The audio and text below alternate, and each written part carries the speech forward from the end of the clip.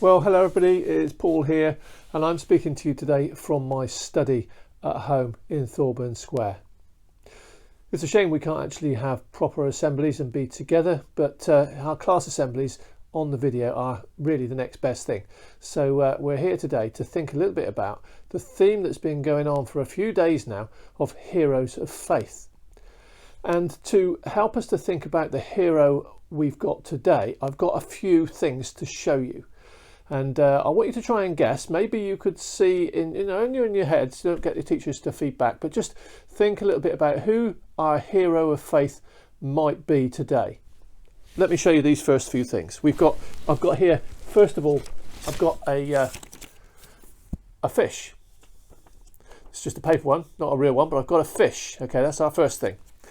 And the second thing I've got is some chain.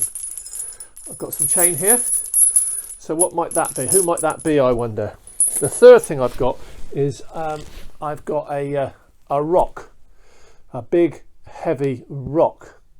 And then the last thing I'm going to show you is this. It's a mouth speaking, sharing a message. So who might that be? Who might that be? Let's go through those again. We've got the fish. We've got the chain, we've got the rock, and we've got the mouth sharing a message. So who might that be? How did you get on? Did you get anything? Well, let me just start explaining. I've got the fish here because our hero of faith today was a fisherman, and he fished around about the time that Jesus was walking along the shores of Lake Galilee. And Jesus actually called to our hero of faith today and asked him to follow him. And he told him that he wasn't going to be a fisher of fish, but he was going to be a fisher of men. So that's our first thing. Secondly, we've got the chain. Well, I've got the chain because our hero of faith ended up in prison. He wasn't in there for very long because God released him, but he did end up going to prison. So I've got the chain to show that he was a prisoner. I've got the rock because Jesus changed his name. And he changed his name from Simon to a word which means rock. And he actually said that on this rock I'm going to build my church. And what he meant was that this person was a sure foundation, something good and steadfast and solid that the church was going to be built upon after Jesus had gone back to heaven again. Then the last thing is the mouthpiece, because this particular hero of faith was changed and transformed into somebody really bold who spoke great things for Jesus and shared great things about Jesus with lots and lots of people. And lots and lots and lots of people came to faith because of this man. Well, if you haven't guessed it, the man's name is Peter. Now, you might remember Peter from some of our previous assemblies or from other Bible stories that you've read. But Peter, he was the fisherman that Jesus called. He was changed from Simon to Peter. The word Peter means rock. Petra, it comes from the original Greek word Petra, which means rock. And Peter was the rock on which the church was built. He shared the message, the good news message of Jesus with people wherever he went. And that caused him trouble, which is why he ended up in prison, because he would not stop talking about Jesus. But we've said he's a hero of faith, and really he is a hero, but he didn't get everything right all the time. And I wanted to just share with us one of the times when he got it completely wrong. There was a time when they'd been ministering. Jesus was there. They'd been ministering to large crowds of people. Everyone was tired, and Jesus said, "Why don't you guys get in the boat and go across the other side, and I'll join you later." And Jesus went off to pray. Well, they were halfway across the lake. It was night time and a big storm blew up. And that lake, even though the fishermen knew it well, they knew how dangerous the lake was, and they were quite worried. They wondered what was going to happen to them. They thought their boat might well sink.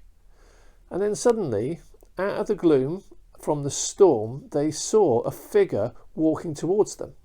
At first they thought it was a ghost, and they were really, really frightened and terrified. And then they realised that this figure wasn't a ghost at all, but it was Jesus.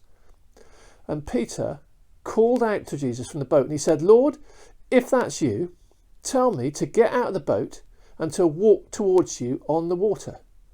Well, as we know, people can't normally walk on water, but that's exactly what happened. Jesus called Peter and he climbed out of the boat and he started to walk towards him on the water. Well, as he was walking, he glanced around and he could see that the storm was raging. The waves were going around everywhere and the wind was blowing, and he started to sink. He started to sink because he took his eyes off Jesus, and he started to be distracted by the things that were going on around him. And he called out to Jesus to help him because he was sinking, and Jesus grabbed him and he lifted him up and he held him safe in his arms, and then he put him back in the boat. And he said to him this. Let me just read it to you from the Bible. Peter got down out of the boat and he walked on the water and he came towards Jesus. But when he saw the wind, he was afraid and began to sink. And he cried out, "Lord, save me." Immediately, Jesus reached out his hand and he caught him. "You of little faith," he said, "why did you doubt?" That was one of the times when Peter got it wrong. He got it wrong on numerous other occasions as well. But that particular time, he took his eyes off Jesus. And the lesson here for each and every one of us today is, don't take your eyes off Jesus. Keep your eyes firmly fixed. Keep your mind firmly fixed. Keep your heart firmly fixed on Jesus. Don't let your faith waver. Trust him. Don't doubt, but keep going. Even in difficult circumstances, trust in the Lord. He is there for each and every one of us. So let's just say a quick prayer together as we finish. Father God, we thank you for this hero of faith, Peter, that we've heard about today, for the amazing things that he did. But help us to remember that he was just like we are. He was sometimes weak and sometimes got things wrong. Help us, Lord, to learn that lesson that he had to learn, to keep his eyes firmly fixed on you, Lord. In Jesus' name we pray. Amen. Great to join you today for your class assemblies. Have a great week, and somebody will see you next week for assembly next time round. Goodbye.